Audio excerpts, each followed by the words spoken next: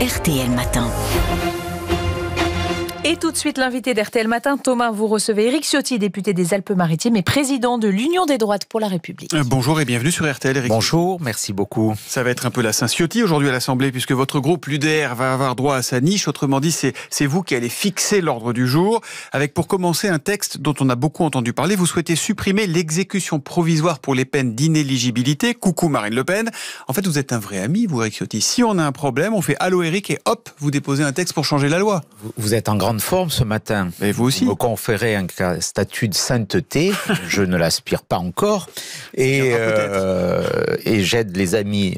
Non, simplement, nous voulons que le droit s'applique. Et d'ailleurs, c'est un peu ce qu'a dit à la fois le Conseil constitutionnel et la Cour de cassation. Ce que nous voulons, c'est que chaque justiciable, y compris ceux qui sont frappés par une peine d'inéligibilité, et là, nous n'y touchons pas naturellement, c'est à la libre appréciation du juge, c'est de dire que chaque citoyen doit pouvoir faire appel d'une décision. C'est le droit à un procès équitable. C'est le cas. Mais un élu, quand il perd son mandat en première instance, vous conviendrez qu'il ne peut plus avoir un effet de l'appel, puisqu'il a perdu son mandat. Et là, si vous prenez l'exemple de Marine Le Pen, la décision qui a frappé Marine Le Pen, dans ses attendus, dit qu'en gros, qu'il ne faut pas que Marine Le Pen se présente à l'élection présidentielle. Et c'est ça que nous voulons dénoncer. C'est ça que nous voulons revoir. C'est pas ce que Jean-Marie Le Pen aurait appelé une loi de copains et de coquins, ça. C'est le droit actuel qui est un droit d'exception. Quand la décision qui a frappé Marine Le Pen parle d'un risque d'un trouble à l'ordre public administratif, ce que aucun juriste n'a jamais vu. Ça n'existe pas, ni dans la loi, ni dans la jurisprudence. Quand on évoque ce trouble à l'ordre public administratif, si elle se présente à l'élection présidentielle, nous disons simplement, il faut qu'elle puisse faire appel librement et qu'on aille au bout des procédures, comme dans tous les autres types de condamnations. Vous conviendrez que quand on ne peut pas se présenter en matière d'inéligibilité, il y a une condamnation avant la peine. Vous pensez qu'il va passer ce texte ou pas ? Beaucoup ont exprimé une forme de soutien verbal, y compris le Premier ministre, et puis après on voit que les jeux politiciens dominent, donc nous verrons bien qui est présent dans l'hémicycle. En tout cas, nous assumerons, avec d'autres textes que nous défendons aujourd'hui, extrêmement importants, notre position.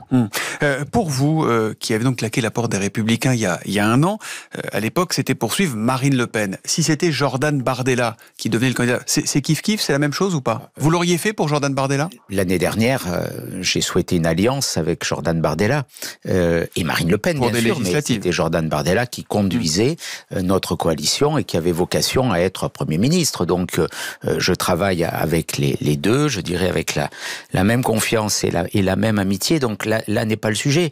Ce que j'ai voulu et ce que je dis aujourd'hui, c'est que notre pays est engagé dans la voie du déclin. Pour gagner, nous avons besoin d'idées fortes, de l'autorité, la défense de notre identité, une liberté économique, des idées que je qualifie de droite. Je suis un homme de droite. Et la droite, si elle veut gagner, elle ne peut plus gagner sans une alliance avec le Rassemblement national. Le reste, c'est une fable. Le reste, ça conduit... Vous appelez clairement LR à s'allier avec vous et avec le RN. Je leur dis très solennellement, je l'ai dit à Bruno Retailleau. Vous avez dit quoi ? Il n'y a plus... aujourd'hui, il procrastine. Il n'y a plus aucun avenir à LR s'il n'y a pas cette alliance des droites. Et je dirais même, il n'y a plus d'avenir pour le pays si on prolonge la politique macroniste ou si on prolonge la politique socialiste. À propos de le temps de la rupture est venu, parce que la rupture, elle porte cette espérance du changement. Autrement, on va continuer avec les mêmes. Et les mêmes, on voit où ils nous ont amenés. On peut parler un peu de votre niche ? Bien sûr. Parmi les textes présentés aujourd'hui, vous allez en présenter un pour le rétablissement des peines planchées pour les agressions des forces de l'ordre. En fait, vous êtes bayrouiste. C'est exactement l'idée que le Premier ministre a soutenue à l'Assemblée le 3 juin. Moi, c'est pour ça que j'espère qu'il va être cohérent et qu'il va voter ce texte. Tous ces textes sont des textes de bon sens. Un qui interdit les mariages qui sont abusifs avec des clandestins, ce qu'on appelle les mariages blancs, où on veut se marier simplement pour avoir des papiers. C'est le cas d'un clandestin. Mais juste, peut-être, on va y aller un par un. Oui. Les peines planchées, vous faites pas confiance aux juges aujourd'hui pour imposer un barème ? Parce que dans le code pénal, il y a tous les outils, en fait. Ils n'ont pas besoin de peines planchées ou qu'on leur tienne la main. Si, les peines planchées, nous les avions mises en œuvre avec le président Sarkozy. Ça avait eu des résultats importants. François François Hollande les a abrogés. Ce qu'il faut, ce que nous souhaitons, c'est qu'il y ait une condamnation certaine, qu'il y ait ces peines qui donnent un sens à la sanction. Donc vous ne faites pas confiance au juge, parce que le juge, justement, est là. L'individualisation de la peine, c'est la base de notre justice. Ça demeure. Dans notre texte, l'individualisation de la peine demeure. Mais comme il y a des peines maximales dans le code pénal, dans le code de procédure pénale, il faut aussi que l'impunité soit évitée. Les Français ne supportent plus l'impunité. On a vu ce qui s'est passé encore lors de la fête de la musique. On l'a vu le soir du PSG. Il faut un coup d'arrêt. Il faut, je dirais, une révolte du bon sens pour dire la fermeté doit protéger. Comme dirait le ministre de l'Intérieur, les honnêtes gens, mais pour l'instant, il ne les protège pas beaucoup, les honnêtes gens. Éric Ciotti, vous voulez aussi faire payer la détention aux détenus. Et alors là, j'ai une bonne nouvelle pour vous, vous êtes Gérald Darmaniste. C'est pour ça que nos textes sont des textes de cohérence. D'abord, cette proposition de loi, je l'avais déposée il y a déjà 7 ans. Gérald Darmanin s'en est inspiré, je l'en remercie. Donc moi je dis, sur les peines planchées, le groupe Horizon les avait soutenues, le groupe LR les avait soutenues. Donc en toute cohérence, dans quelques instants, à partir de 9h, ils vont les voter. Vous êtes un peu filou, hein. Vous avez pris plein de textes en vous disant ils vont être obligés de suivre et de voter Ciotti. C'est ça votre idée du jour? Moi je suis pour le bon sens. Vous avez un petit sourire. Je suis pour le bon sens. Ceux qui font de la politique, aujourd'hui, doivent être fidèles à leurs convictions. Quand on défend un texte et on a l'occasion de le voter, ben moi, s'il va dans le bon sens, je le vote. Alors j'ai quand même une question. J'espère que mes collègues le feront la même chose. Sur l'idée de faire payer la détention aux détenus, ça vaut combien une nuit à 3 dans une cellule à dormir sur un matelas posé par terre avec du scotch sur la bouche et dans les oreilles pour pas que les cafards y entrent pendant qu'on dort? Vous savez, ça ne devrait pas se passer qu'il y ait c'est la réalité des prisons. Ça ne devrait pas se passer qu'il y ait 3 détenus dans une cellule. On a voté une loi en 2009, c'était la loi pénitentiaire, qui oblige l'encellulement individuel. Donc aujourd'hui, il y a 82 000 détenus, 83 680 pour 62 000. 83 000, 62 000 places, c'est les chiffres que j'allais citer. C'est une situation ahurissante, c'est une situation scandaleuse.